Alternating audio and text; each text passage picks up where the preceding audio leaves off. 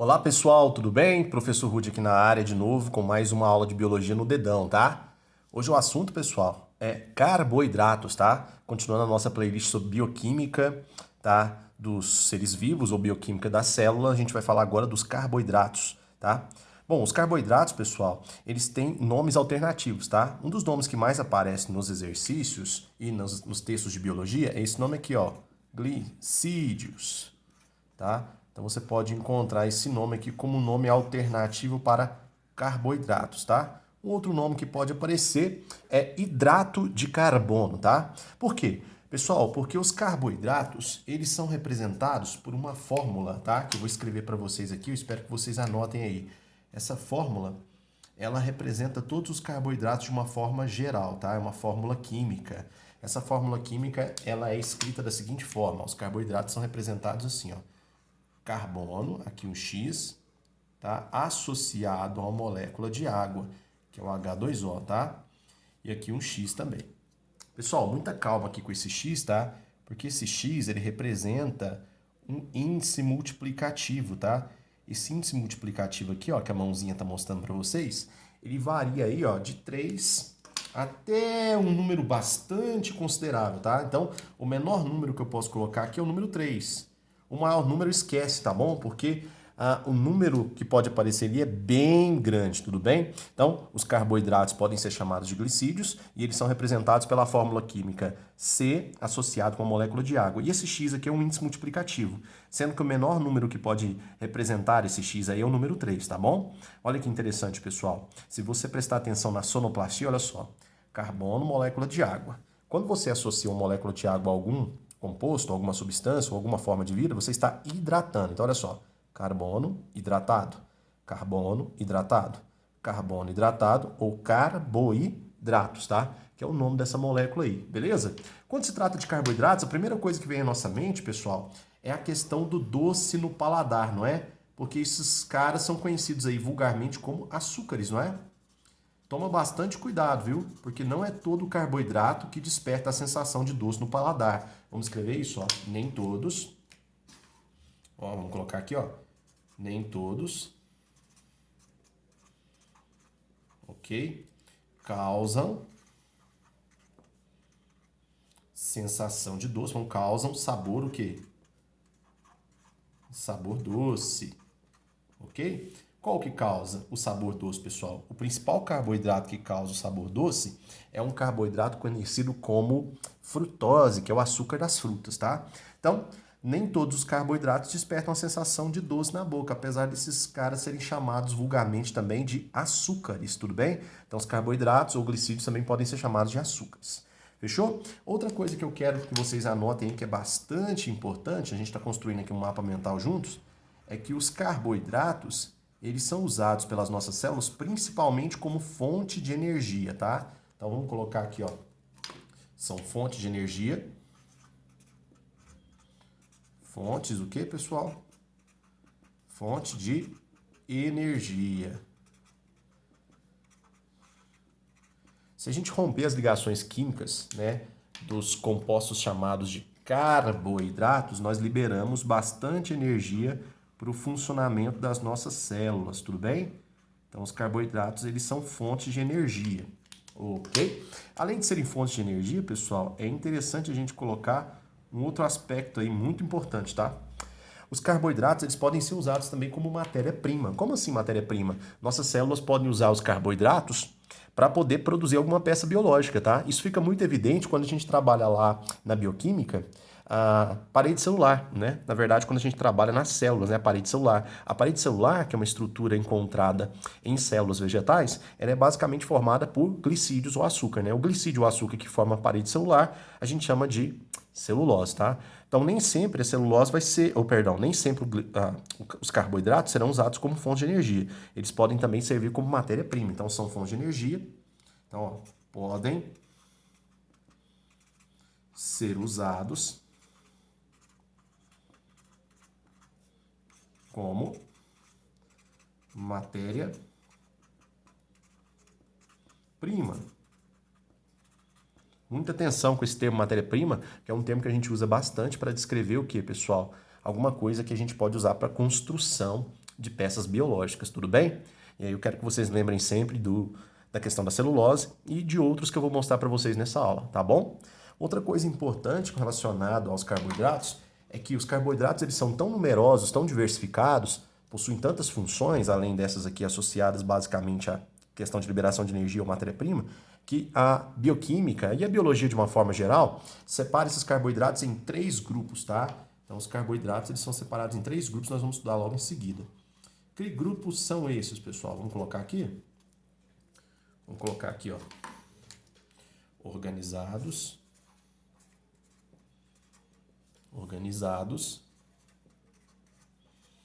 em 3 grupos. Ok? Vamos colocar aqui uma chave para ficar mais fácil da gente lembrar.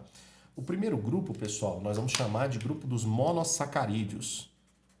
Monossacarídeos. Se liga nisso aqui, pessoal. Sacarídeo é a mesma coisa de glicídio ou carboidrato, tá bom?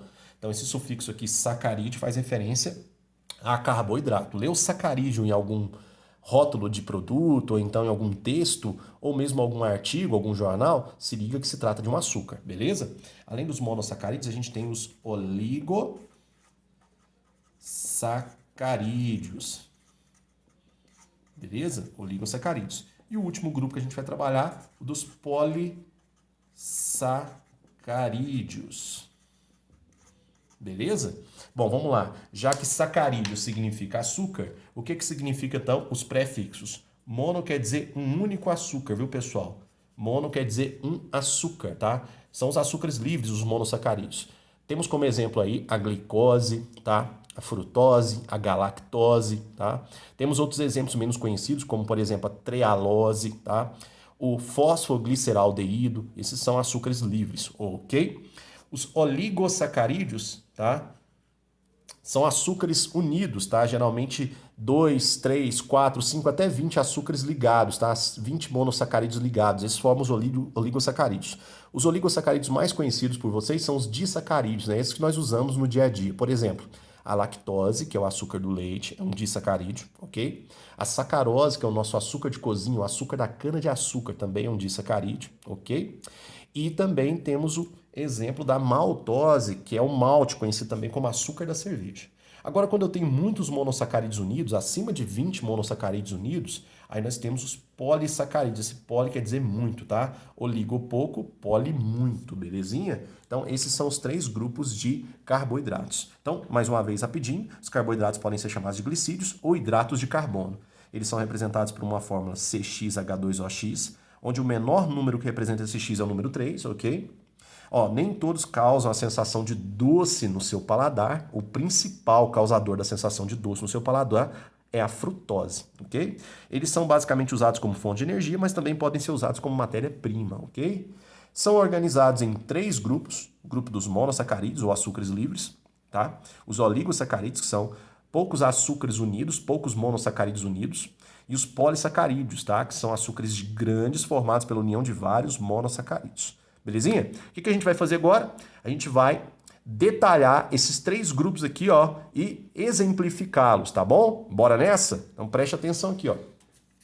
Coloquei para vocês aqui um resuminho, tá? Já antecipei que coloquei algumas anotações para a gente conseguir acompanhar. Aqui você tem monossacarídeos e oligosacarídeos, tá? Lembrando que monossacarídeos são açúcares simples, tá? Dentre os açúcares simples, pessoal, os que se destacam mesmo são as hexoses e as pentoses. Como assim hexose e pentose? Bom, as hexoses, pessoal, são açúcares que apresentam 6 carbonos, tá? Elas são representadas todas pela fórmula C6H12O6, beleza? Essas são as hexoses. As hexoses que vocês mais conhecem, que são mais trabalhadas nas aulas de biologia, são essas aqui, ó, preste atenção. A glicose, ok? A frutose e a galactose. É claro que existem outras hexoses que são pouco citadas, mas essas são as principais, tá? E aí, olha só o que eu fiz. Eu coloquei aqui para vocês em destaque a fórmula estrutural de uma glicose, para que a gente possa trabalhar aqui junto para você entender. Gente, fórmula estrutural, ela mostra as ligações químicas entre os elementos que estão envolvidos, entre os átomos que estão envolvidos, tá? Essa fórmula que eu estou usando, ela é chamada de bola-traço, tá? É uma fórmula resumida, tudo bem? Cada pontinho preto desse aqui que eu estou reforçando com você, ó, representa um átomo de carbono, tudo bem? Um átomo de carbono. E todo mundo sabe que os átomos de carbono, eles realizam 4 compartilhamentos químicos, tá? Então conta comigo aqui, quantos átomos de carbono? 1, 2, 3, 4, 5 e o quê? 6 átomos de carbono, caracterizando a glicose como uma hexose, tá? Hexose é uma classificação química que a gente dá para a molécula com relação ao número de carbonos. Ok? Agora olha que interessante, pessoal. Associado aqui aos carbonos eu tenho átomos de hidrogênio e de oxigênio. 12 átomos de hidrogênio e 6 átomos de oxigênio, beleza? O mais interessante é você imaginar o seguinte, ó. Todas essas três, ou melhor, todos esses três monossacarídeos, todos esses três açúcares, eles têm a mesma fórmula molecular. Ou seja, apresentam 6 átomos de carbono, 12 átomos de hidrogênio e 6 átomos de oxigênio. Todos eles têm essa mesma fórmula, tá? Mas estruturalmente eles acabam sendo diferenciados, tá? A forma como esses elementos aqui se combinam é diferente, beleza? Como é que a gente chama isso na química? A gente chama isso de isomeria, tá? Então, quer dizer que a glicose, a frutose e a galactose, elas são isômeros, beleza? Elas têm mesma fórmula molecular, mas fórmula estrutural diferente. Aqui eu coloquei a fórmula da glicose, que é o monossacarídeo mais cobrado em exercícios e que mais aparece em textos de biologia. Fechou? Fechou? Agora tem uma classe de monossacarídeos que é muito interessante. A classe das pentoses, tá? Pessoal, esse prefixo aqui, ó, pent, tá? Significa 5 carbonos, tá? 5 carbonos. Esse prefixo pent significa 5 carbonos, beleza? Gente, tem duas pentoses que são muito importantes da gente trabalhar. Essas pentoses, elas já foram citadas anteriormente. Deixa eu chegar a folha um pouquinho para cima.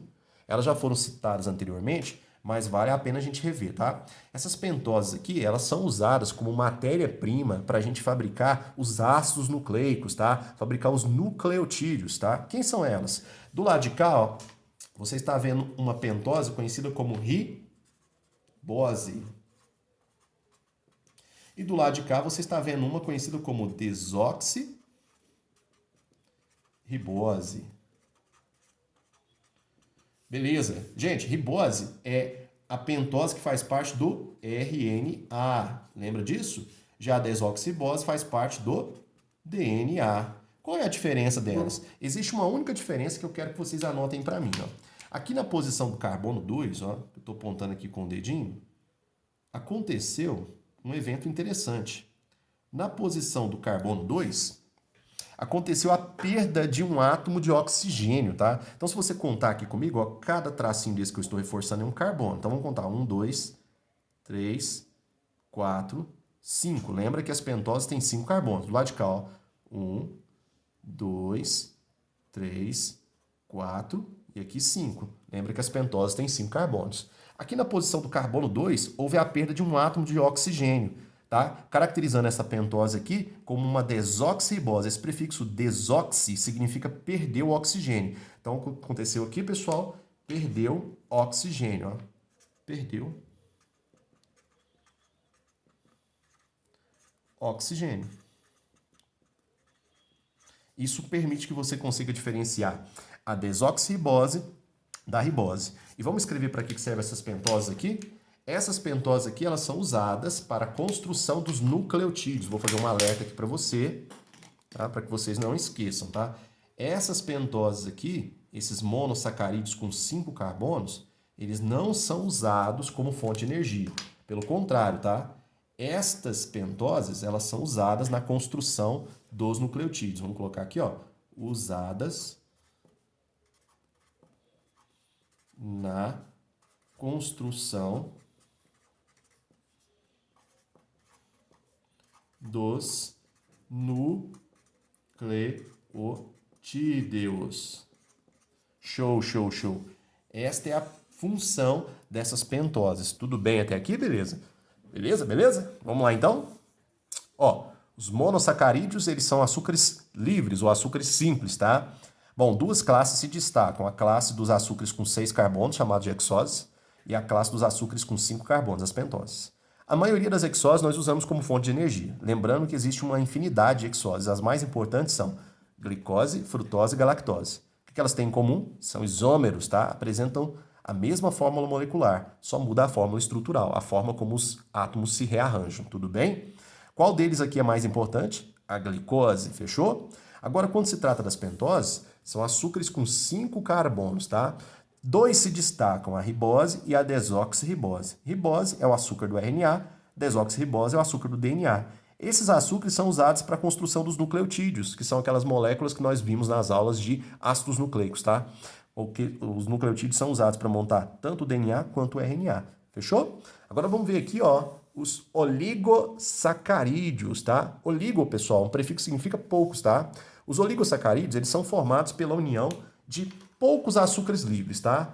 De 2 até 20 açúcares livres ligados, nós chamamos isso de oligosacarídeos. Daqui a pouco eu vou te mostrar como esses açúcares se ligam. Por enquanto, eu quero chamar a atenção de vocês para os principais oligosacarídeos, os que fazem parte da nossa vida de uma forma geral, tá bom?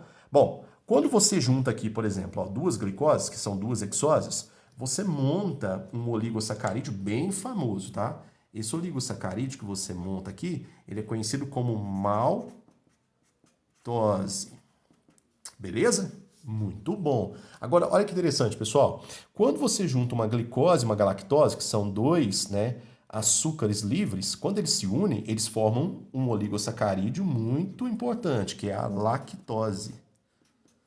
A lactose é conhecida como açúcar do leite, lembra?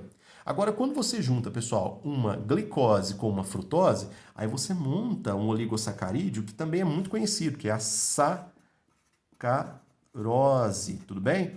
Então tá aqui para vocês, ó, os principais oligosacarídeos: maltose, conhecido também como açúcar da cerveja, lactose, conhecido como açúcar do leite, e a sacarose, conhecida como açúcar da cana-de-açúcar ou açúcar da cozinha.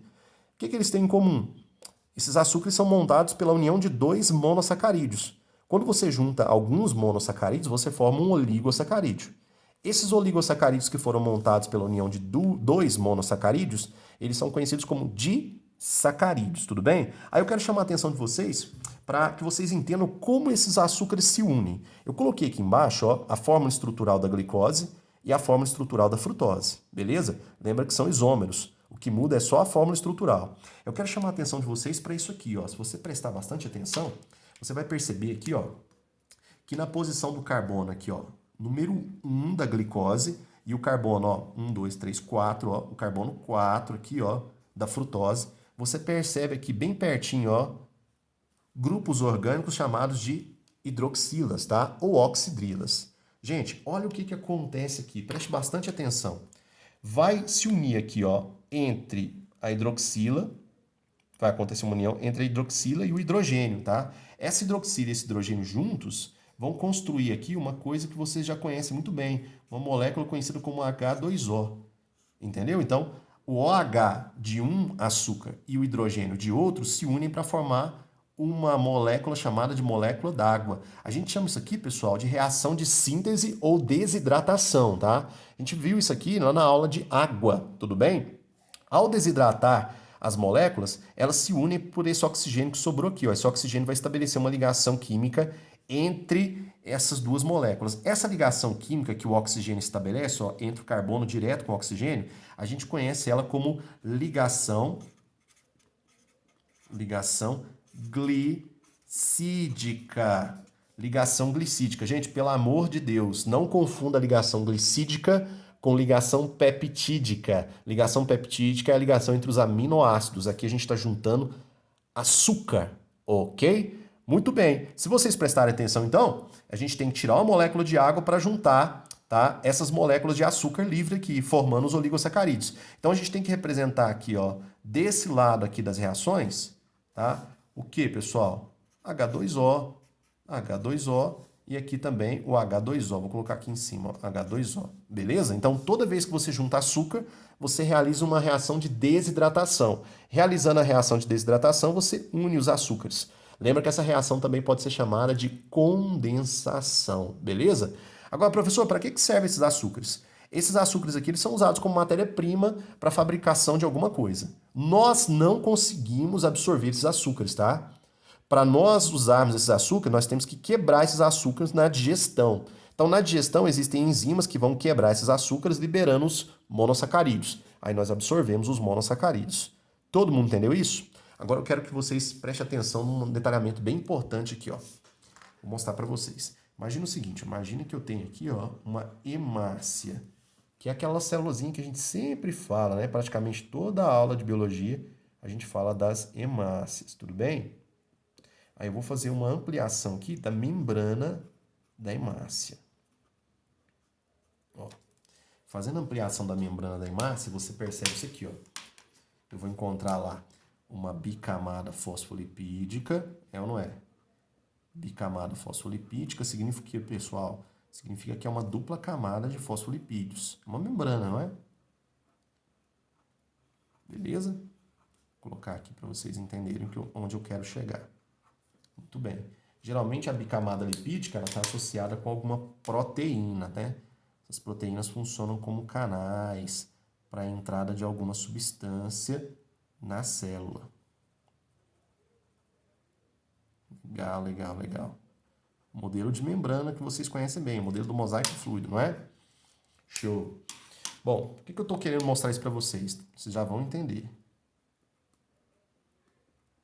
Ó, esses tracinhos que nós fazemos aqui, nós chamamos isso de cadeias de ácido graxo, tá? Uma cadeia é reta, a outra é curva. Isso por conta das insaturações que aparecem. Bom, então você tem aqui um pedacinho da membrana da hemácia. Por que eu estou mostrando isso para vocês? Porque eu quero que vocês prestem atenção nesse desenho que eu vou fazer aqui, ó. Vou fazer na forma de algumas bolinhas de cor rosa. Olha só para você ver, ó.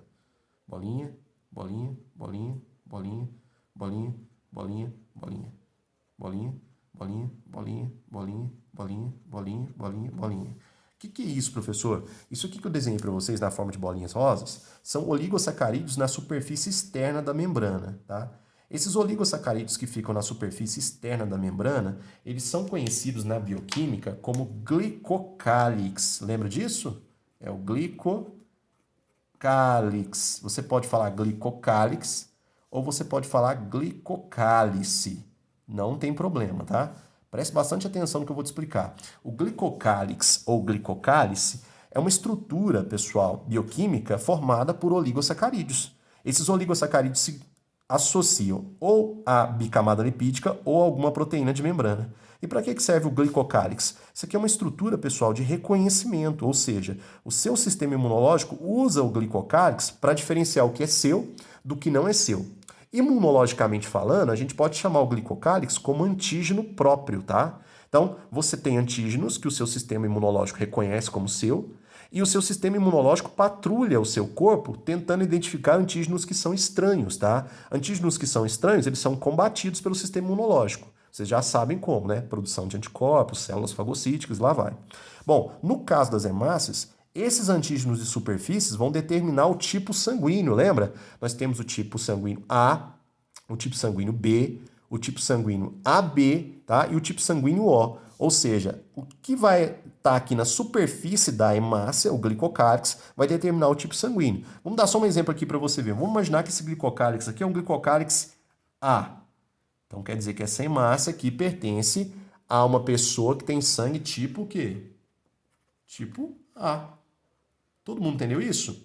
Lá na aula de genética clássica, pessoal, ao invés da gente usar o termo glicocálix, a gente usa o termo conhecido como aglutinogênio. Lembra? O aglutinogênio é um tipo de substância que consegue ativar uma reação chamada de aglutinação.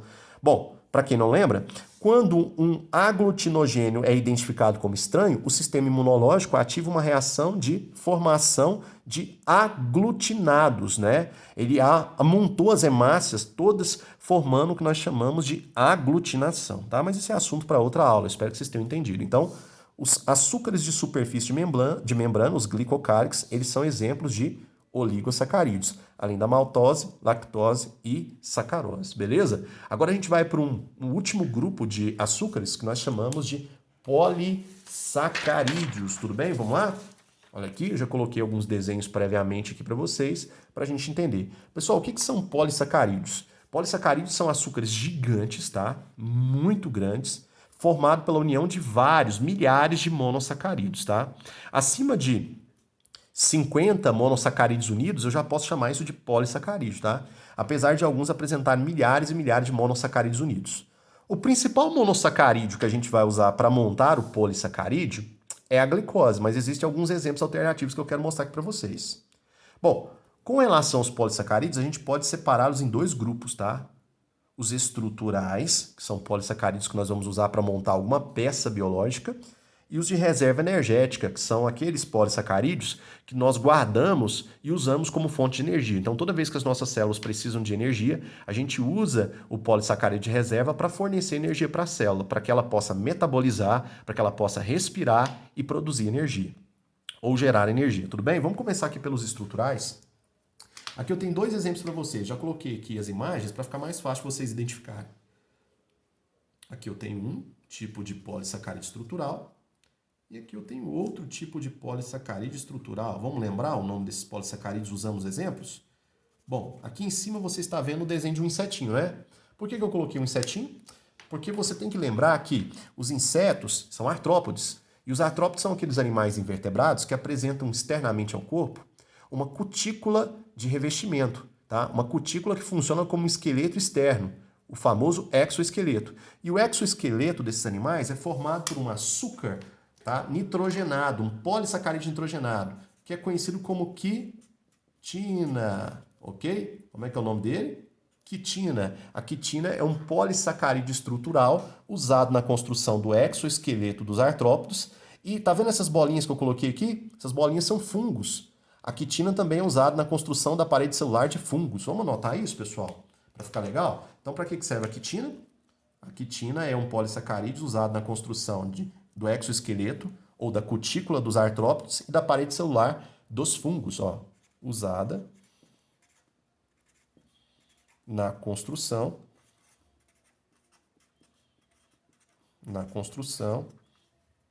da cutícula dos artrópodes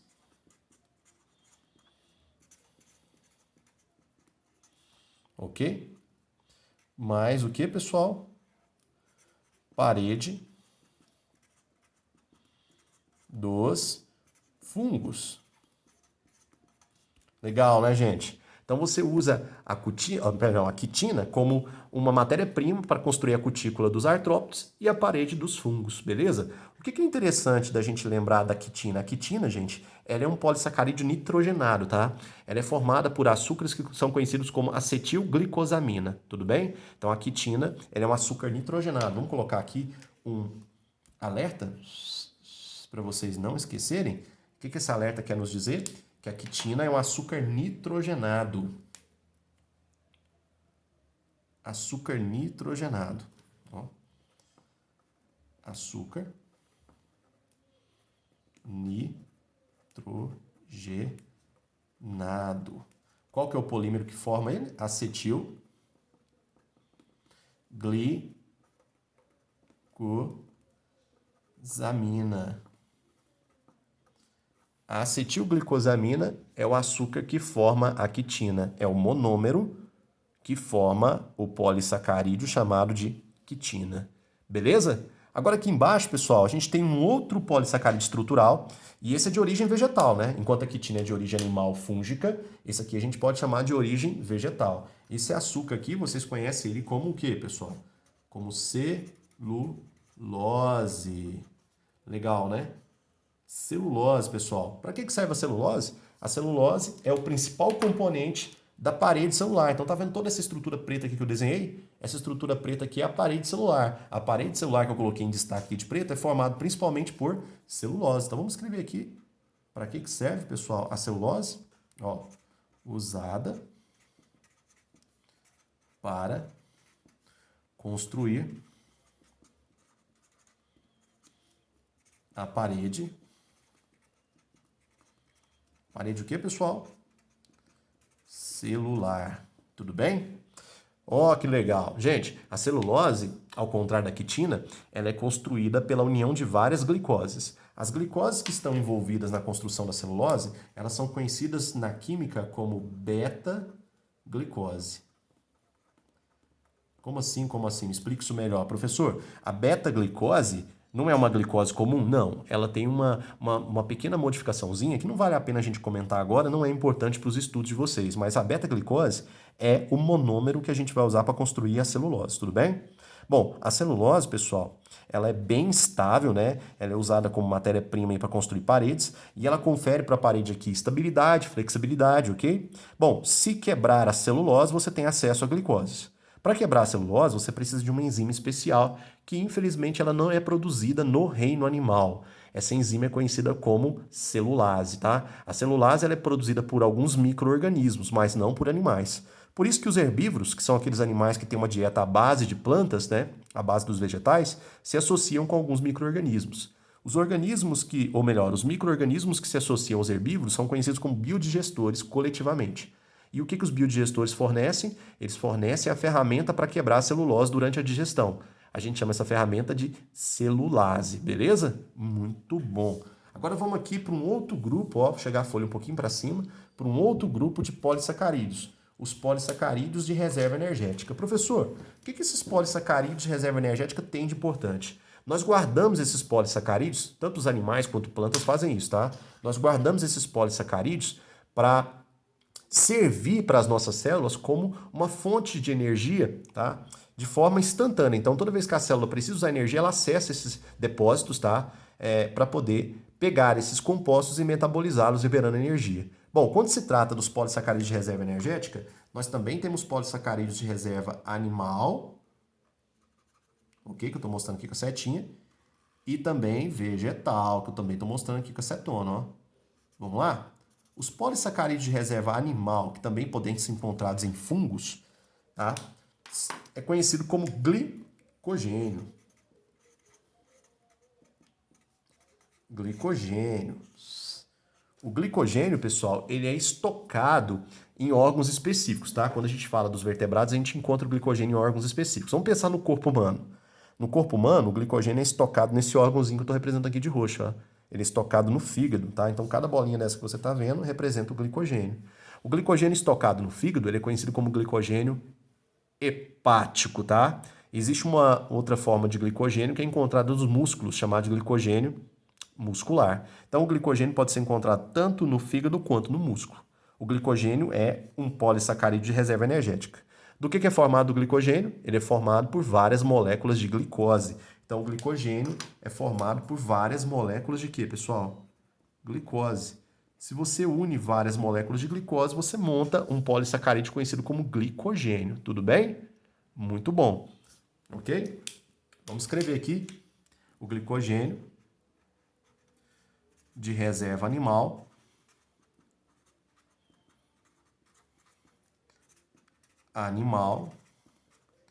e fúngica. Como assim fúngica, pessoal? Os fungos também montam esse açúcar de reserva aí, conhecido como glicogênio, tá? Show, show. E qual é o monômero do glicogênio? Glicose.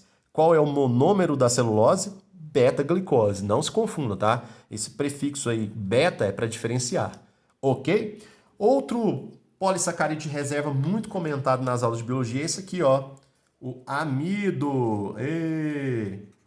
Amido, pessoal. Nós somos tão dependentes do amido que a digestão dele já começa na boca, né? A nossa saliva tem uma enzima conhecida como amilase ou pitialina, que consegue quebrar o amido em unidades menores, em disacarídeos ou oligosacarídeos. Gente, o amido, ele é um polissacarídeo de reserva vegetal e ele é encontrado em órgãos bem específicos no corpo da planta, né? Ele pode ser encontrado no caule, na raiz ou mesmo em caules subterrâneos. Os caules subterrâneos, igual eu estou mostrando para vocês aqui, são chamados de tubérculos, lembra? Isso aqui é um tubérculo. O tubérculo é um caule subterrâneo especializado em estocar amido, tá? Aqui, ó, a planta guarda o amido para quando ela precisar de energia, ela possa quebrar o amido e liberar o seu monômero principal. Qual é o monômero principal, pessoal? O monômero principal também é a glicose. Como assim, professor? Bom, a glicose é usada pelas plantas para montar um polissacarídeo de reserva chamado de amido. E a glicose é usada pelos animais para montar um polissacarídeo de reserva chamado de glicogênio. Entenderam? Agora, para que serve o amido mesmo? É um polissacarídeo de reserva vegetal. Vamos anotar aqui. de reserva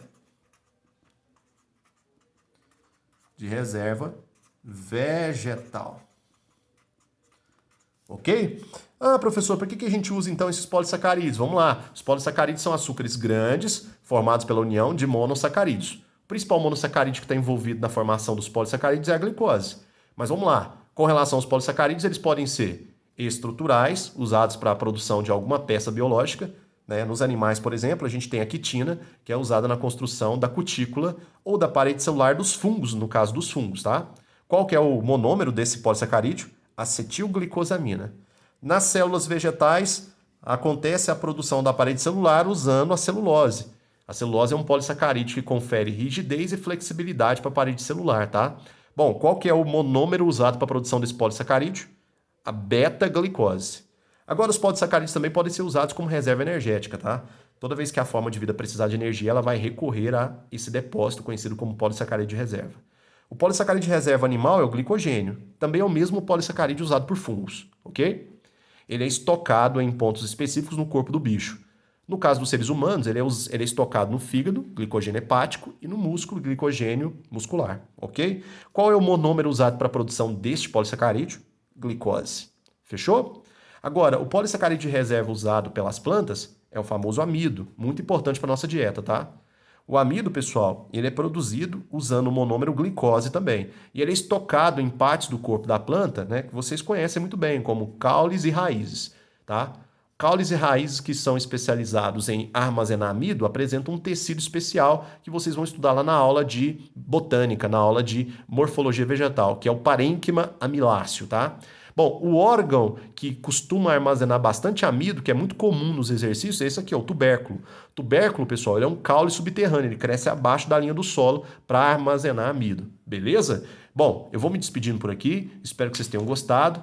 Fiquem bem e logo a gente volta com mais informações sobre bioquímica, tá bom? Um grande abraço e fui!